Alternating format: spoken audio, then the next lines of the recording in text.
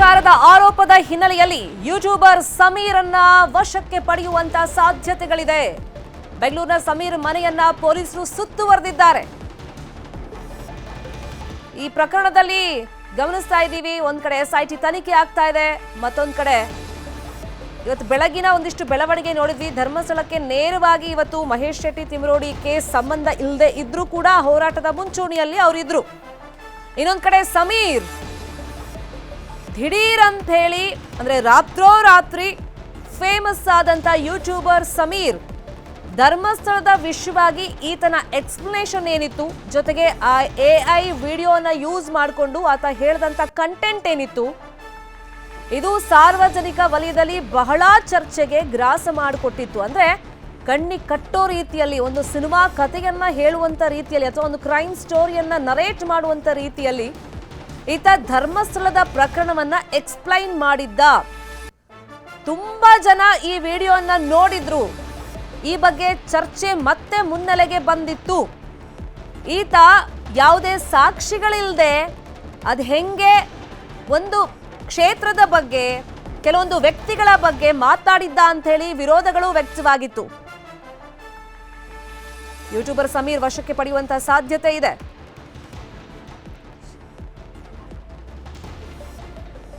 ಇದೇ ವಿಷಯವಾಗಿ ಇನ್ನಷ್ಟು ಡೀಟೇಲ್ ಆಗಿ ಇನ್ಫಾರ್ಮೇಶನ್ ಕೊಡ್ತಾ ಹೋಗೋದಕ್ಕೆ ಫೋನ್ ಸಂಪರ್ಕದಲ್ಲಿ ಕನೆಕ್ಟ್ ಆಗಿದ್ದಾರೆ ನಮ್ಮ ರಿಪೋರ್ಟರ್ ಕಿಶನ್. ಧರ್ಮಸ್ಥಳ ಪ್ರಕರಣದ ವಿಷಯವಾಗಿ ಕ್ಷಣಕ್ಕೊಂದು ಬೆಳವಣಿಗೆಗಳನ್ನ ಇವತ್ತು ಗಮನಿಸ್ತಾ ಇದ್ದೀವಿ. ಅಂದ್ರೆ ನೇರವಾಗಿ ಧರ್ಮಸ್ಥಳದ ವಿಷಯದ ಬಗ್ಗೆನೇ ಇವತ್ತು ಕನೆಕ್ಷನ್ ಇಲ್ಲದೆ ಇದ್ರೂ ಕೂಡ ಹೋರಾಟದ ಮುಂಚೂಣಿಯಲ್ಲಿದ್ದಂತ ಮಹೇಶ್ ಶೆಟ್ಟಿ ತಿಮರೋಡಿಯನ್ನು ವಶಕ್ಕೆ ಪಡೆದಿದ್ದಾಯ್ತು. ಈಗ ಯೂಟ್ಯೂಬರ್ ಸಮೀರ್ ಸರದಿ ರಾತ್ರೋರಾತ್ರಿ ಫೇಮಸ್ ಆದಂತ ವ್ಯಕ್ತಿ ಈ ಸಮೀರ್. ಅಂದ್ರೆ ಆ ಕಂಟೆಂಟ್ಗಳ ಆಧಾರದ ಮೇಲೆ ಸಾಕ್ಷಿಗಳ ಪರ ವಿರೋಧ ಚರ್ಚೆಗಳ ಮಧ್ಯದಲ್ಲಿ ಸಮೀರ್ ವಶಕ್ಕೆ ಪಡೆಯುವಂತ ಒಂದು ತಯಾರಿಗಳು ಹೆಂಗಾಗಿದೆ ಕಿಶನ್?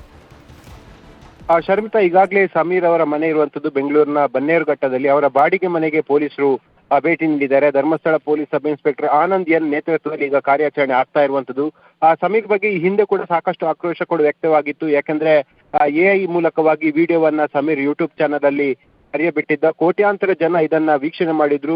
ಈತನ ವಿಡಿಯೋ ಬಳಿಕವಾಗಿ ಒಂದು ದೊಡ್ಡ ಮಟ್ಟಿನ ಆಂದೋಲನವೇ ಸೃಷ್ಟಿಯಾಗಿತ್ತು. ಜೊತೆಗೆ ಜನರು ಕೂಡ ಸಾಕಷ್ಟು ದೊಡ್ಡ ಪ್ರಮಾಣದಲ್ಲಿ ಚರ್ಚೆ ಮಾಡ್ತಾ ಇದ್ರು ಮತ್ತು ಹೋರಾಟ ಕೂಡ ದೊಡ್ಡ ಪ್ರಮಾಣದಲ್ಲಿ ಬೆಳೆಯೋಕೆ ಆರಂಭಗೊಂಡಿತ್ತು. ಆದ್ರೆ ಕಾಲಕ್ರಮೇಣ ಅಂದ್ರೆ ಸುಜಾತ ಭಟ್ ಕೇಸ್ ಆಗಿರ್ಬೋದು, ಭೀಮಾ ಅಂತ ಒಂದು ವ್ಯಕ್ತಿಯನ್ನ ಕಲ್ಪನೆ ಮಾಡಿಕೊಂಡು ಆತ ಮಾಡಿರುವಂತ ವಿಡಿಯೋ ಆಗಿರ್ಬೋದು, ಈ ತರ ವಿವಿಧ ವಿಡಿಯೋಗಳಲ್ಲಿ ಕ್ಷೇತ್ರ ಮತ್ತು ವ್ಯಕ್ತಿಯನ್ನ ಅವಹೇಳನ ಮಾಡಿದ್ದಾನೆ, ತೇಜೋವಧೆ ಮಾಡಿದ್ದಾನೆ ಎಂಬ ಆರೋಪಗಳು ಕೂಡ ಕೇಳಿ ಬಂದಿತ್ತು. ಇದಕ್ಕೆ ಪ್ರತಿಯಾಗಿ ಧರ್ಮಸ್ಥಳ ಪೊಲೀಸ್ ಠಾಣೆಯಲ್ಲಿ ಕೂಡ ಒಂದು ಕಂಪ್ಲೇಂಟ್ ರಿಜಿಸ್ಟರ್ ಆಗಿತ್ತು. ಈ ಹಿನ್ನೆಲೆಯಲ್ಲಿ ಪೊಲೀಸರು ಇವತ್ತು ಆತನನ್ನ ಬಂಧನ ಮಾಡುವಂತಹ ಸಾಧ್ಯತೆಗಳು ಕೂಡ ಇದೆ. ಸದ್ಯ ಸುಮಾರು ದಿನಗಳ ಹಿಂದೆ ಮಹೇಶ್ ಶೆಟ್ಟಿ ಅವರ ಮನೆಯಲ್ಲೇ ಸಮೀರ್ ಇದ್ದ. ಆದ್ರೆ ಕಳೆದ ಕೆಲ ದಿನಗಳ ಹಿಂದೆ ಬೆಂಗಳೂರಿನ ಬಾಡಿಗೆ ಮನೆಗೆ ಸಮೀರ್ MD ತೆರಳಿದ್ದ. ಹಾಗಾಗಿ ಪೊಲೀಸರು ಖಚಿತ ಮಾಹಿತಿಯನ್ನು ಆಧರಿಸಿ ಇದೀಗ ಬನ್ನೇರುಘಟ್ಟದಲ್ಲಿರುವಂತಹ ಸಮೀರ್ ಅವರ ಮನೆಗೆ ಹೋಗಿದ್ದಾರೆ. ಅವರನ್ನು ಕೂಡ ಅರೆಸ್ಟ್ ಮಾಡುವಂತಹ ಸಾಧ್ಯತೆಗಳು ಇದೆ. ಇವತ್ತು ಬೆಳಗ್ಗಿನ ಕೂಡ ಸಾಕಷ್ಟು ಬೆಳವಣಿಗೆ ಈ ಪ್ರಕರಣಕ್ಕೆ ಸಂಬಂಧಪಟ್ಟಂತೆ ಆಗ್ತಾ ಇದೆ. ಒಂದು ಕಡೆ ಬ್ರಹ್ಮಾವರದ ಕೇಸ್ಗೆ ಸಂಬಂಧಪಟ್ಟಂತೆ ಮಹೇಶ್ ಶೆಟ್ಟಿ ತಿಮರೋಡಿ ಅವರು ಈಗಾಗಲೇ ಪೊಲೀಸ್ ಠಾಣೆಗೆ ರೀಚ್ ಆಗಿದ್ದಾರೆ ಮತ್ತು ಹೇಳಿಕೆಗಳನ್ನು ಕೂಡ ಪೊಲೀಸರು ಪಡ್ಕೊಳ್ತಿದ್ದಾರೆ. ಮತ್ತೊಂದು ಕಡೆ ಸಮೀರ್ MD ವಿರುದ್ಧವೂ ಕೂಡ ಕೇಸುಗಳು ದಾಖಲಾಗಿದೆ. ಅಲ್ಲಿ ಕೂಡ ಪೊಲೀಸರು ಕಾರ್ಯಪ್ರವೃತ್ತರಾಗ್ತಾ ಇದ್ದಾರೆ. ಈ ನಿಟ್ಟಿನಲ್ಲಿ ಗಿರೀಶ್ ಮಠನ್ ಅವರ ವಿರುದ್ಧ ಕೂಡ ಸಾಕಷ್ಟು ಕೇಸುಗಳು ಕೂಡ ಈಗ ದಾಖಲಾಗಿರುವಂತದ್ದು. ಹಾಗಾಗಿ ಅವರನ್ನ ಕೂಡ ವಶಕ್ಕೆ ಪಡೆದುಕೊಳ್ಳುವಂತಹ ಸಾಧ್ಯತೆಗಳು ಸದ್ಯಕ್ಕೆ ಅಧಿಕವಾಗಿ ಕಾಣ್ತಾ ಇದೆ. ಪ್ರಮುಖವಾಗಿ ನಾವು ಹೇಳ್ತಾ ಇದ್ವಿ, ಸಾಕಷ್ಟು ಈ ಬಗ್ಗೆ ಆಕ್ರೋಶಗಳು ಕೂಡ ವ್ಯಕ್ತವಾಗಿದೆ. ಧರ್ಮಸ್ಥಳ ಪೊಲೀಸ್ ಠಾಣೆಯಲ್ಲಿ ದಾಖಲಾದ ಪ್ರಕರಣಕ್ಕೆ ಸಂಬಂಧಪಟ್ಟಂತೆ ಸಮೀರ್ ಈವರೆಗೆ ಕೂಡ ನೋಟಿಸ್ ನೀಡಿದ್ರು, ಹಾಜರಾಗಿಲ್ಲ. ಈ ನಿಟ್ಟಿನಲ್ಲಿ ಬಂಧನ ಮಾಡಲು ವಾರೆಂಟ್ ಸಮೇತ ಪೊಲೀಸ್ ಅಧಿಕಾರಿಗಳು ಹೋಗಿರುವಂತದ್ದು. ಇಲ್ಲಿ ಈಗಾಗಲೇ ಆತನ ಮನೆಯನ್ನ ಪೊಲೀಸರು ಸುತ್ತುವರೆದಿದ್ದಾರೆ. ಜೊತೆಗೆ ಸಾಮಾಜಿಕ ಜಾಲತಾಣಗಳಲ್ಲಿ ಸ್ವತಃ ಗಿರೀಶ್ ಮಠನ್ ಅವರೇ ಈ ಬಗ್ಗೆ ಮಾಹಿತಿಗಳನ್ನ ಕೂಡ ಹಾಕಿರುವಂತದ್ದು. ಸಮೀರ್ನ ಮನೆಗೆ ಪೊಲೀಸರು ಮುತ್ತಿಗೆ ಹಾಕಿದ್ದಾರೆ, ದೌರ್ಜನ್ಯ ಆಗ್ತಾ ಇದೆ ಅಂತ ಹೇಳಿ. ಈ ನಿಟ್ಟಿನಲ್ಲಿ ಪೊಲೀಸರ ಮುಂದಿನ ಕ್ರಮ ಅದು ಬಹಳ ಕುತೂಹಲಕ್ಕೆ ಕೇಳಿಸುವಂತದ್ದು. ಯಾಕಂದ್ರೆ ಇವತ್ತು ಮಹೇಶ್ ಶೆಟ್ಟಿ ತಿಮರೋಡಿ ವಿರುದ್ಧ ಕೂಡ ಅದೇ ಕಂಪ್ಲೇಂಟ್ ಇಟ್ಕೊಂಡು ಪೊಲೀಸರು ಬಂದಿರುವಂತದ್ದು. 2 ಬಾರಿ ನೋಟಿಸ್ ಅನ್ನು ಕೊಟ್ಟರು ಕೂಡ ಠಾಣಾಧಿಕಾರಿ ಮುಂದೆ ಅಥವಾ ತನಿಖಾಧಿಕಾರಿಗಳ ಮುಂದೆ ವಿಚಾರಣೆಗೆ ಹಾಜರಾಗಿಲ್ಲ. ಹಾಗಾಗಿ ನೇರವಾಗಿ ಬಂದು ವಶಕ್ಕೆ ಪಡೆದುಕೊಳ್ಳಲು ಪ್ರಯತ್ನ ಪಟ್ಟರು. ಸಮೀರ್ ಅವರ ಕಥೆಯೂ ಕೂಡ ಅಷ್ಟೇ. ಧರ್ಮಸ್ಥಳ ಪೊಲೀಸ್ ಠಾಣೆಯಲ್ಲಿ ಅವರಿಗೆ 2 ಸಲ ವಾರೆಂಟ್ ಅನ್ನ ಕೊಟ್ಟರು, ಸಮನ್ಸ್ ಅನ್ನ ಕೊಟ್ಟರು ಕೂಡ ವಿಚಾರಣೆಗೆ ಹಾಜರಾಗಿಲ್ಲ, ಹೇಳಿಕೆಗಳನ್ನ ಕೊಟ್ಟಿಲ್ಲ. ಈ ನಿಟ್ಟಿನಲ್ಲಿ ನೇರವಾಗಿ ಧರ್ಮಸ್ಥಳದ ಪೊಲೀಸ್ ಅಧಿಕಾರಿ ಆನಂದ್ ಅವರ ನೇತೃತ್ವ ತಂಡ ಬನ್ನೇರುಘಟ್ಟದವರ ಬಾಡಿಗೆ ಮನೆಗೆ ಹೋಗಿ ಈಗ ಅವರನ್ನ ಅರೆಸ್ಟ್ ಮಾಡುವಂತ ಸಾಧ್ಯತೆಗಳು ಸದ್ಯಕ್ಕೆ ಕಾಣ್ತಾ ಇರುವಂತದ್ದು. ಶರ್ಮಿತಾ.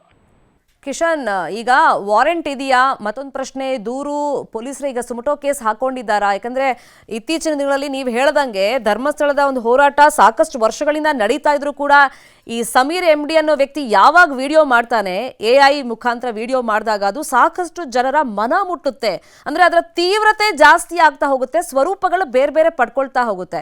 ಸೊ ಆಗಿಂದು ಈತನ ಹತ್ರ ಸಾಕ್ಷಿ ಇದೆಯಾ ಅಂತೇಳಿ ಮತ್ತೊಂದು ಗುಂಪು ತೀವ್ರ ರೀತಿಯಲ್ಲಿ ವಿರೋಧ ವ್ಯಕ್ತಪಡಿಸ್ಕೊಂಡು ಬಂದಿತ್ತು. ಹಾಗಾಗಿ ಅಫಿಷಿಯಲ್ ಆಗಿ ಯಾರಾದರೂ ಕಂಪ್ಲೇಂಟ್ ಕೊಟ್ಟಿದ್ದಾರಾ ಅಥವಾ ಪೊಲೀಸರೇ ಸುಮಟೋ ಕೇಸ್ ದಾಖಲು ಮಾಡ್ಕೊಂಡಿದ್ದಾರಾ? ಅಪಪ್ರಚಾರ ಈತನಿಂದ ಆಗ್ತಿದೆ ಅಂತ ಹೇಳಿ. ಇದು ಇವತ್ತಿನ ಪ್ರಕರಣ ಅದು ಪೊಲೀಸರು ಸುಮೋಟೋ ಕೇಸನ್ನ ದಾಖಲು ಮಾಡಿರುವಂತದ್ದು. ಈ ಬಗ್ಗೆ ಸ್ಪಷ್ಟವಾಗಿ ಅವರು ಉಲ್ಲೇಖ ಮಾಡಿದ್ದಾರೆ. ಪೊಲೀಸರು ಸೂಚನೆ ಕೊಟ್ಟಂತ ಪ್ರಕಾರವಾಗಿ ದೂತ ಎಂಬ ಚಾನೆಲ್ ಅಲ್ಲಿ AI ಮೂಲಕವಾಗಿ ಆ ವಿಡಿಯೋವನ್ನ ಮಾಡಿರುವಂತದ್ದು. 23 ನಿಮಿಷ 52 ಸೆಕೆಂಡ್ನ ವಿಡಿಯೋವನ್ನ ಸಾಮಾಜಿಕ ಜಾಲತಾಣಗಳಲ್ಲಿ ವೈರಲ್ ಮಾಡಿದ್ದಾನೆ. ಈ ವಿಡಿಯೋವನ್ನ ನೋಡಿದಾಗ ನ್ಯಾಯಾಲಯ ಕೊಟ್ಟಿರುವಂತ ಯಾವುದೇ ಮಾಹಿತಿಯನ್ನ ಇದಕ್ಕೆ ಹಾಕಿಲ್ಲ. ಕೇವಲ ಕಾಲ್ಪನಿಕವಾಗಿ ಚಿತ್ರಗಳನ್ನು ಬಳಸಿ ಕಾಲ್ಪನಿಕ ಕಥೆಯನ್ನ ಈ ವಿಡಿಯೋದಲ್ಲಿ ಸೃಷ್ಟಿ ಮಾಡಿ ವಿಡಿಯೋ ಮಾಡಿರೋದು ಗೊತ್ತಾಗಿರುವಂತದ್ದು. ಈ ನಿಟ್ಟಿನಲ್ಲಿ ಪೊಲೀಸರೇ ಸುಮೋಟೋ ಕೇಸನ್ನ ದಾಖಲಿಸಿಕೊಂಡಿದ್ರು. ಜೊತೆಗೆ AI ಮೂಲಕವಾಗಿ ಹಲವು ವಿಚಾರಗಳನ್ನ ಅಂದ್ರೆ ಹಲವು ದೃಶ್ಯಗಳನ್ನ ಕೂಡ ಮರುಸೃಷ್ಟಿ ಮಾಡಿದ್ದ. ಜೊತೆಗೆ ಜನರಲ್ಲಿ ಒಂದು ರೀತಿಯಾಗಿ ತಪ್ಪು ಭಾವನೆ ಬರುವಂತೆ ಮತ್ತು ಒಬ್ಬ ವ್ಯಕ್ತಿಯ ತೇಜೋವಧೆ ಮಾಡುವಂತ ರೀತಿಯಲ್ಲಿ ವಿಡಿಯೋಗಳನ್ನ ಕೂಡ ಸೃಷ್ಟಿ ಮಾಡಿದ್ದ. ಈ ಹಿನ್ನೆಲೆಯಲ್ಲಿ ಪೊಲೀಸರೇ ಸುಮೋಟೋ ಕೇಸನ್ನ ದಾಖಲಿಸಿಕೊಂಡಿರುವಂತದ್ದು. ಮತ್ತು ಅದಕ್ಕೆ ಕೊಟ್ಟಿರುವಂತಹ ನಿಖರವಾದ ಕಾರಣ ಏನಂದ್ರೆ 1000 ಜನರನ್ನ ರೇಪ್ ಮಾಡಿ ಕೊಲೆ ಮಾಡಿ ಮುಚ್ಚಿ ಹಾಕಿದ್ದಾರೆ. ಇದನ್ನ ಕೇಳಿದ್ರೆ ನಿಮ್ಮ ರಕ್ತ ಕುದಿಯಲ್ವಾ ಅನ್ನೋ ಹೇಳಿಕೆಯನ್ನ ಆತ ವಿಡಿಯೋದಲ್ಲಿ ಕೊಟ್ಟಂತ ಕಾರಣಕ್ಕಾಗಿಯೇ ಪೊಲೀಸರು ಸುಮೋಟೋ ಕೇಸನ್ನ ದಾಖಲು ಮಾಡಿಕೊಂಡಿರುವಂತದ್ದು. ಇದೇ ಕೇಸ್ನ ಅನ್ವಯವಾಗಿ ಇವತ್ತು ಪೊಲೀಸರು ಆತನಿಗೆ ವಾರೆಂಟ್ ಅನ್ನ ಕೊಟ್ಟರು ಕೂಡ 2 ಬಾರಿ ಸಮನ್ಸ್ ಅನ್ನ ಕೊಟ್ಟರು ಕೂಡ ಠಾಣೆಗೆ ಹಾಜರಾಗದೆ ತನಿಖಾಧಿಕಾರಿಗಳ ಮುಂದೆ ಹೇಳಿಕೆಯನ್ನ ಕೊಡದೆ ಆತ ತಪ್ಪಿಸಿಕೊಂಡಿದ್ದ. ಆ ಕಾರಣಕ್ಕಾಗಿ ಇವತ್ತು ಬನ್ನೇರುಘಟ್ಟದ ಮನೆಗೆ ಹೋಗಿ ಸಮೀರ್ ಎಂಬಾತನನ್ನ ಪೊಲೀಸರು ವಶಕ್ಕೆ ಪಡೆಯೋಕೆ ಈಗ ತೀರ್ಮಾನ ಮಾಡಿರುವಂತದ್ದು. ಶರ್ಮಿತಾ, ಅಂದ್ರೆ ಬೆಳ್ತಂಗಡಿ ಪೊಲೀಸರೇ ಬೆಂಗಳೂರಿಗೆ ಬಂದಿದ್ದಾರಾ ಈಗ? ಮತ್ತೆ ಈಗ ಅವನು ಬಾಡಿಗೆ ಮನೆಯಲ್ಲಿ ಬೆಂಗಳೂರಲ್ಲಿ ಇದಾನ ಇಲ್ವಾ ಅದ್ರ ಬಗ್ಗೆ ಏನಾದ್ರು ಮಾಹಿತಿ? ಯಾಕಂದ್ರೆ 6 ಗಂಟೆಗೆ ಪೊಲೀಸರು ಬಂದಿದ್ದಾರೆ ಅವನ ಮನೆ ಹತ್ರ ಅಂತ ಮಾಹಿತಿ ಇದೆ. ಕಿಶನ್, ಧರ್ಮಸ್ಥಳ ಪೊಲೀಸರು ಈ ಬಗ್ಗೆ ಕೇಸನ್ನ ದಾಖಲು ಮಾಡಿಕೊಂಡಿರುವಂತದ್ದು. ಧರ್ಮಸ್ಥಳದ police sub inspector Anand M ನೇತೃತ್ವದ ಬೆಂಗಳೂರಿಗೆ ತಂಡ ಬೆಂಗಳೂರಿನ ಬನ್ನೇರುಘಟ್ಟದ ಮನೆಗೆ ಬಂದಿರುವಂತದ್ದು. ಕಳೆದ ಕೆಲ ದಿನಗಳ ಹಿಂದೆ ಸಮೀರ್ ಇದೇ ಮಹೇಶ್ ಶೆಟ್ಟಿ ತಿಮರೋಡಿ ಅವರ ಮನೆಯಲ್ಲಿ ಇದ್ದ ಎಂಬ ಮಾಹಿತಿಗಳು ಕೂಡ ಬಂದಿತ್ತು.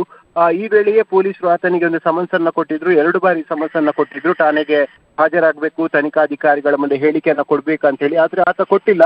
ಸದ್ಯ ಪೊಲೀಸರು ಆತನ ಮೊಬೈಲ್ ಅನ್ನ ಟ್ರೇಸ್ ಮಾಡಿದ ಸಂದರ್ಭದಲ್ಲಿ ಬೆಂಗಳೂರಲ್ಲಿ ಒಂದು ಬಾಡಿಗೆ ಮನೆಯಲ್ಲಿ ಇದ್ದಾನೆ ಎಂಬ ಮಾಹಿತಿ ಬಂದಂತ ಹಿನ್ನೆಲೆಯಲ್ಲಿ ನೇರವಾಗಿ ಅವರಿಗೆ ಅಲ್ಲಿಗೆ ಹೋಗಿರುವಂತದ್ದು ಮತ್ತು ಆತನನ್ನ ಬಂಧಿಸಿ ಧರ್ಮಸ್ಥಳ ಪೊಲೀಸ್ ಠಾಣೆಗೆ ಕರೆತರಕ್ಕೆಲ್ಲ ವ್ಯವಸ್ಥೆಗಳನ್ನ ಮಾಡಿರುವಂತದ್ದು. ಸದ್ಯ ಆತ ಪೊಲೀಸರ ಸಂಪರ್ಕಕ್ಕೆ ಸಿಕ್ಕಿದ್ದಾನೆ. ಆತನನ್ನ ವಶಕ್ಕೆ ಪಡೆದು ಧರ್ಮಸ್ಥಳ ಠಾಣೆಗೆ ಕರೆತರುವಂತಹ ಸಾಧ್ಯತೆಗಳು ಸದ್ಯಕ್ಕೆ ಕಾಣ್ತಾ ಇರುವಂತದ್ದು. ಇವತ್ತು ರಾತ್ರಿಯ ವೇಳೆಗೆ ಸಮೀರನ್ನ ಮತ್ತೆ ಧರ್ಮಸ್ಥಳ ಠಾಣೆಗೆ ಕರೆತರುವಂತಹ ಸಾಧ್ಯತೆಗಳು ಸದ್ಯಕ್ಕೆ ಕಂಡು ಬರ್ತಾ ಇರುವಂತದ್ದು. ಶರ್ಮಿತಾ, ಡಾಟ್ಗಳನ್ನ ಕನೆಕ್ಟ್ ಮಾಡ್ತಾ ಹೋದ್ರೆ ಈಗ ತಿಮರೋಡಿ ಬೇರೆ ಕೇಸಲ್ಲಿ ಪೊಲೀಸರು ವಶಕ್ಕೆ ಪಡೆದಿದ್ರು ಕೂಡ ಧರ್ಮಸ್ಥಳದ ಹೋರಾಟದಲ್ಲಿ ಪ್ರಮುಖ ಪಾತ್ರವನ್ನ ವಹಿಸಿದವರು ಮಹೇಶ್ ಶೆಟ್ಟಿ ತಿಮರೋಡಿ.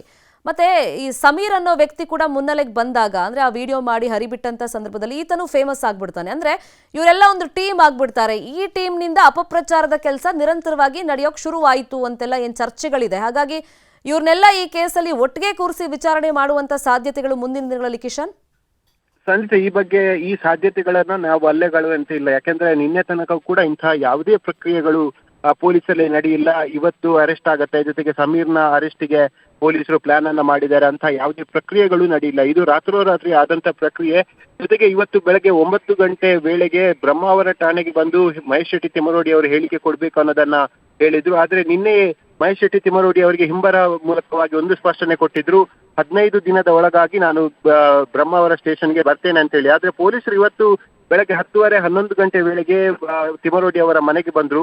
ಮತ್ತೆ ಇವತ್ತು ಖಾಸಗಿ ವಾಹನದಲ್ಲಿ ಹೋದ್ರೂ ಕೂಡ ಸತತವಾಗಿ ಬ್ರಹ್ಮಾವರ ಠಾಣೆಯಲ್ಲಿ ಅವರ ಹೇಳಿಕೆಗಳನ್ನು ಕೂಡ ಪಡ್ಕೊಂಡಿದ್ದಾರೆ. ನಾನ್ ಬೇಲೆಬಲ್ ಕೇಸ್ ಆಗಿರೋ ಕಾರಣಕ್ಕಾಗಿ ಅವರನ್ನ ಬಂಧನ ಮಾಡುವಂತಹ ಸಾಧ್ಯತೆಗಳು ಕೂಡ ಅಧಿಕವಾಗಿ. ಈಗ ಸಮೀರ್ ಅವರ ಸರದಿ ಇನ್ನು ಗಿರೀಶ್ ಮಠನ್ ಅವರಾಗಿರ್ಬೋದು, ಜಯಂತಿ ಆಗಿರ್ಬೋದು, ಅವರ ಮೇಲೆಯೂ ಕೂಡ ಇಂತಹದೇ ಪ್ರಕರಣಗಳು ಕೂಡ ಇದೆ.